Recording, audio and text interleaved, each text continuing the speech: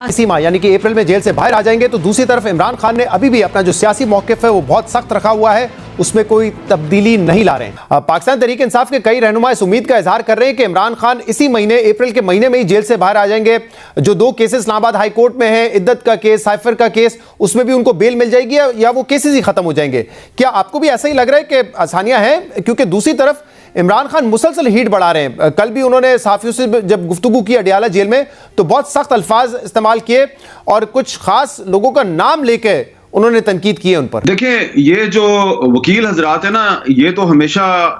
यही दावा करते हैं जी कि उनका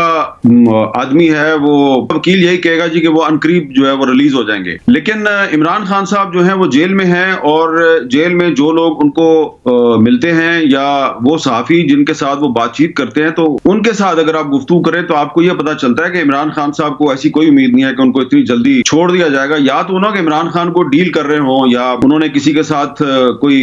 बैकडोर चैनल खोला हो, तो वो तो अपनी पार्टी के उन लोगों को भी डिस्करेज कर रहे हैं जिन्होंने कोई बैकडोर चैनल खोला हुआ है या वो जाके किसी से मुलाकात करते हैं। उन्होंने तो यहां तक अपने लोगों से कहा कि अगर किसी ने मेरे बिहाफ पे किसी के साथ डील करने की कोशिश की तो मुझसे बुरा कोई नहीं होगा, क्योंकि मैंने आपकी कोई डील जो है उसको मैंने अप्रूव नहीं करना और मैं जेल में ठीक हूं और आप लोग जो हैं वो अपनी फिक्र करें, मेरी फिक्र ना करें। बल्कि उन्होंने एक तो जो तहरीक इंसाफ के बहुत ही जिम्मेदार हैं, सीनियर रहनुमा है, उनके साथ तो उन्होंने कोई ऐसी बात की है कि जो मैं रिपीट नहीं करना चाहता, बहुत सख्त उन्होंने अल्फाज अपने बारे में उन्होंने अदा किए कि मैं उनको नरम से नरम अगर करूं उन अल्फाज को तो उसका मतलब यह है कि मैं मर जाऊंगा, लेकिन मैं इनके साथ डील नहीं करूंगा, क्योंकि इन्होंने नवाज शरीफ को फतह कर लिया, इन्होंने आसिफ जरदारी को फतह कर लिया, ये हर किसी को फतह कर सकते हैं, ये मुझे फतह नहीं कर सकेंगे। तो इसका मतलब ये है। तो मुझे नहीं लगता कि अगर इमरान खान साहब की साइफर केस में भी जमानत हो जाती है, इद्दत केस में भी जमानत हो जाती है, तो उन पे और भी बहुत से केस हैं, तकरीबन 200 के करीब केस हैं, तो किसी ना किसी केस में उनको अंदर ही रखा जाएगा। क्योंकि जो दूसरी साइड है, क्योंकि उन्होंने खैबर पख्तूनख्वा के चीफ मिनिस्टर अली मोइन गंडापुर और सूबाई कैबिनेट के कुछ मिनिस्टर्स को बुलाया था, उनके साथ को बातचीत की थी, उसका कोई पॉजिटिव रिजल्ट नहीं निकला। तो अब पिछले 2 दिन से वो भी यही कह रहे हैं कि जी हमने भी इमरान खान के साथ कोई डील नहीं करनी, और इमरान खान भी यही कह रहे हैं। इमरान खान की भी जो एस्टेब्लिशमेंट के बारे में पोजीशन है उसमें रत्ती भर भी कोई तब्दीली नहीं आई, बल्कि वो दिन ब दिन उनका जो मौक़िफ़ है एस्टेब्लिशमेंट के बारे में वो सख्त से सख्त तर होता जा रहा है। और इसकी वजह यह है कि जो पिछले 3-4 महीने में तहरीक इंसाफ के मुख्तलिफ रहनुमाओं के जरिए इमरान खान साहब के साथ जो बातचीत करने की कोशिश की गई उसमें उनको नाकामी हुई है। तो वो देख रहे हैं कि इमरान खान तो बातचीत करने के लिए तैयार ही नहीं है, वरना क्या जरूरत थी? क्या अली मीन गंडापुर पे 9 मई का केस नहीं है? क्या बहुत से जो दीगर सूबाई वुज़रा हैं केपी के उनमें से कई जो है उन पर 9 मई के केसेस हैं, तो फिर क्यों उनको बुलाया जाता है? क्यों उनके साथ खाने खाए जाते हैं या उनको खाने खिलाए जाते हैं? लेकिन मीर साहब ये बताइएगा, कल जो गुफ्तगू उनकी साफियों के साथ जो गुफ्तगू हुई इमरान खान की, उसमें एक तरफ तो वो ये कह रहे हैं कि जब जनरल बाजवा हमारी हुकूमत खत्म करने पे तुले हुए थे, हमें शक था, लेकिन फिर भी मैंने एक कमेटी बनाई जो मुज़ाकरात करी थी जनरल बाजवा से वोट ऑफ नो कॉन्फिडेंस के वक्त। उसके बाद कह रहे हैं जब हमारी हुकूमत चली गई तब भी मैं जनरल बाजवा से 2 दफा मिला और हमने बातचीत की, यानी कि वो कह रहे हैं कि हमारी हुकूमत गिराने वाले के साथ भी मैं बैठ सकता हूं, बात कर सकता हूं। लेकिन फिर भी दूसरी तरफ वो सियासतदानों के साथ नहीं बैठना चाहते जिनके बारे में वो कह रहे हैं कि जनरल बाजवा ने हमें सिर्फ बताया था कि वो करप्ट हैं, और आज भी जो एस्टैब्लिशमेंट है उससे भी वो इस वक्त फिलहाल बड़ा सख्त लहजा अपनाए हुए हैं। सोच क्या रहे हैं फिर इमरान खान? देखिए, इमरान खान की जो सोच है उसको समझने के लिए कोई आपको ज्यादा एफर्ट करने की जरूरत नहीं है। वो जो कहते हैं कि मैंने जनरल बाजवा के साथ भी मैंने मुलाकात कर ली थी, तो इमरान खान साहब जो है वो पैगाम ये दे रहे हैं कि भाई मैं आपके साथ बातचीत करने के लिए तैयार हूं, लेकिन अगर आपको मेरे साथ आगे बातचीत करनी है तो बातचीत ये करनी है कि आप ये माने कि आपने मेरी हुकूमत गलत गिराई और आपने मेरे खिलाफ जो मुकदमे बनाए वो गलत थे, आपका जो मेरे बारे में रवैया था वो गलत था, आप गलत है मैं सही हूं। तो जब आप मान लेंगे कि मैं सही हूं आप गलत है, इसका मतलब है कि मामला ठीक हो गया। ये मतलब है, इसमें कौन सी ऐसी रॉकेट साइंस है जो आपको समझ नहीं आ रही? खान साहब कहते हैं कि आप मेरे पास आए, मैं आपके साथ मिलने के लिए तैयार हूं, आप आके मुझे ये कहें कि खान साहब आप ठीक थे हम गलत थे। ये है सारी बात। अच्छा, और इस वक्त जो पीटीआई के अंदर मामलात हैं उससे कितना आपके ख्याल में पार्टी को नुकसान हो सकता है? कोई कमेटी बनती है, उस पर तनकीद शुरू हो जाती है, इंटरनल फाइटिंग भी हमें नजर आ रही है, एक दूसरे के खिलाफ बयानबाजी भी हो रही है, इससे कितना नुकसान हो सकता है? क्योंकि अब ये मामला इस स्टेज पे पहुंच गया है कि एक दूसरे पे एजेंट होने के इल्जाम लग रहे हैं, बल्कि कल तो इमरान खान ने भी ये बात कही है कि हमारी पार्टी में कुछ लोग जो हैं वो राब्ते में एस्टेब्लिशमेंट से वो पार्टी को तोड़ना चाहते हैं। देखिए शहजाद साहब, ये कोई तहरीक इंसाफ के अंदर कोई ये नई चीज तो है नहीं है, ये तो साल हर साल से तहरीक इंसाफ के अंदर ग्रुपिंग है। जब 2018 में इमरान खान साहब प्राइम मिनिस्टर बने थे तो उनके प्राइम मिनिस्टर बनने से कुछ दिन पहले मैंने उनको इंटरव्यू किया और मैंने उनसे पूछा जी कि आपकी पार्टी में दो ग्रुप हैं, एक जहांगीर तरीन ग्रुप है, एक शाह महमूद कुरैशी ग्रुप है, ये दोनों आपस में लड़ते हैं, तो आप इनकी लड़ाई खत्म क्यों नहीं कराते? तो अगर आपको याद हो तो उन्होंने कहा कि हाँ, ये वक्त गुजरने के साथ साथ ये लड़ाई खत्म हो जाएगी,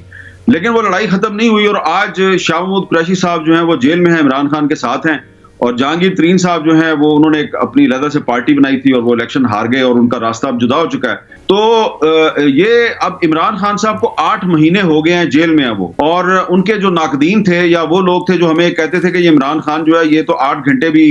जेल की गर्मी बर्दाश्त नहीं कर सकेगा, तो वो बड़े हैरान है कि ये 8 महीने गुजर गए हैं। तो उनके लिए ये एक बड़ा अच्छा एक मशगला बन गया हुआ है कि इमरान खान की पार्टी के अंदर फलां आदमी जो है वो फलां के बारे में ये बात कर रहा है, फलां आदमी फलां के बारे में ये बात कर रहा है। तो आप देखें ना, ये तो साल हर साल से पीटीआई में ग्रुपिंग चल रही है, क्योंकि ये एक बड़ी जमात है और तमाम बड़ी जमातों में ग्रुपिंग होती है। ये बात मैं आपको बता दूं कि इमरान खान साहब जो हैं उन्होंने अपनी पार्टी के जो कुछ लीडर हैं, मसलन मैं आपको नाम बता देता हूं, बैरिस्टर गौहर खान साहब हैं जी, और शिबली फराज साहब हैं, और अली जफर साहब हैं, ये 3-4 लोग जो हैं, हामिद खान साहब हैं, इनको इमरान खान साहब ने बताया हुआ है कि उनके ख्याल में पार्टी के अंदर एस्टेब्लिशमेंट का कौन कौन आदमी है, उन्होंने बताया हुआ है इनको। अच्छा। लेकिन खान साहब कहते हैं कि जी ये जो एस्टेब्लिशमेंट के बंदे हैं इनको हम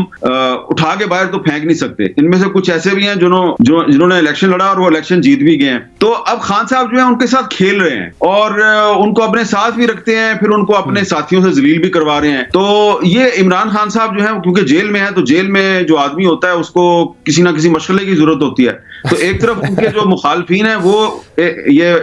लुत्फ उठा रहे हैं कि वो टीवी पे लोगों को लड़ा के आपस में फिर वो खुश होते हैं कि जी पीटीआई में बड़े इख्तिलाफात हैं। एक तरफ इमरान खान साहब जो है वो भी खुश हो रहे हैं, मसला बना हुआ है। वो उनके ख्याल में जो एस्टेब्लिशमेंट के खास लोग हैं उनकी पार्टी में, वो उनको जलील करवा रहे हैं अपनी पार्टी के मुख्तलिफ लोगों से। तो ये खेल चल रहा है, लेकिन आप देखेंगे कि ईद के बाद ये जो लड़ाई है, अंदरूनी लड़ाई, ये पीटीआई की अंदरूनी लड़ाई जो है, ये मुस्लिम लीग नून की जो अंदरूनी लड़ाई है वो ऊपर चली जाएगी, और पीटीआई की जो अंदरूनी लड़ाई है पीछे चली जाएगी, और जो मुस्लिम लीग नून की जो अंदरूनी लड़ाई है वो सिर्फ मुस्लिम लीग नून की अंदरूनी लड़ाई नहीं रहेगी, बल्कि वो ऐसे लोगों की भी लड़ाई बन जाएगी जिनको खुद मुस्लिम लीग नून ने सेनेट के इलेक्शन में अपने वोटों से उनको सेनेटर बनाया और वो सेनेटर बन चुके हैं, और अब मुस्लिम लीग नून को एहसास हो रहा है कि गलती होगी और मुस्लिम लीग नून इनके साथ बाकायदा लड़ाई शुरू करेगी, और ये जरा आज आप लिख के रख लें अपने पास। लेकिन मीर साहब, फिर राना सनाउल्लाह बड़े अहम रहनुमा है, वो तो ये कह रहे थे, जिन लोगों की आप बात कर रहे हैं कि सेनेटर उनको मुंतखब करवाए, वो कह रहे हैं कि ये तो जमानत है हमारी हुकूमत चलने की, ये ना होते तो शायद हमारी हुकूमत को बड़े मसाइल होते हैं, ये तो गारंटर है हमारी हुकूमत चलने के। राना सनाउल्लाह जो है वो इसमें मैटर नहीं करते। अच्छा। लड़ाई जो है वो उनके ऊपर के लेवल की है और वो बहुत बहुत जल्दी आपको पता चल जाएगी। सही। और ये बताइएगा कि हुकूमत जिस लिहाज से चल रही है, जो पीपल्स पार्टी की खामोशी है, चाहे जजेस का मामला आया उसमें पीपल्स पार्टी खामोश, माशी इशूज पे पीपल्स पार्टी खामोश, तो क्या ये इत्मीनान की बात होनी चाहिए, कंफर्ट की बात होनी चाहिए नून लीग के लिए, या ये परेशानी की बात होनी चाहिए कि किसी इशू पर इस वक्त पीपल्स पार्टी कोई पोजीशन नहीं ले रही है? इसलिए कि पीपल्स पार्टी जो है वो एक तो मरकज में बहुत से मामलात पे वो खुश नहीं है, उनके इख्तिलाफात जो है वो आपको पता है, इरसा के चेयरमैन के मसले पे उनके इख्तिलाफात थे, फिर और भी 3-4 मामलात पे उनके इख्तिलाफात हैं। सिंध में पुलिस अफसरान, अहम ब्यूरोक्रेट्स की तकर्रियों के मामले में भी उनके इख्तिलाफात थे। कुछ मामलात हल हो चुके हैं, कुछ अभी होने बाकी हैं, लेकिन जो प्रॉब्लम जन्म ले रहा है मुस्लिम लीग नून और पीपल्स पार्टी के दरमियान, वो प्रॉब्लम बलोचिस्तान में जन्म ले रहा है, और वहां पर जो प्रॉब्लम है उसके नतीजे में जो सरफराज बुख्ती साहब की जो हुकूमत है उसको को बहुत बड़ा झटका भी लग सकता है। तो पीपल्स पार्टी के लिए मामलात उनके लिए भी अच्छे नहीं है और मुस्लिम लीग नून के लिए भी अच्छे नहीं है, और इनकी जो लड़ाई होगी आपस में मुस्लिम लीग नून की और पीपल्स पार्टी की, उसका फायदा अल्टीमेटली इमरान खान को होगा।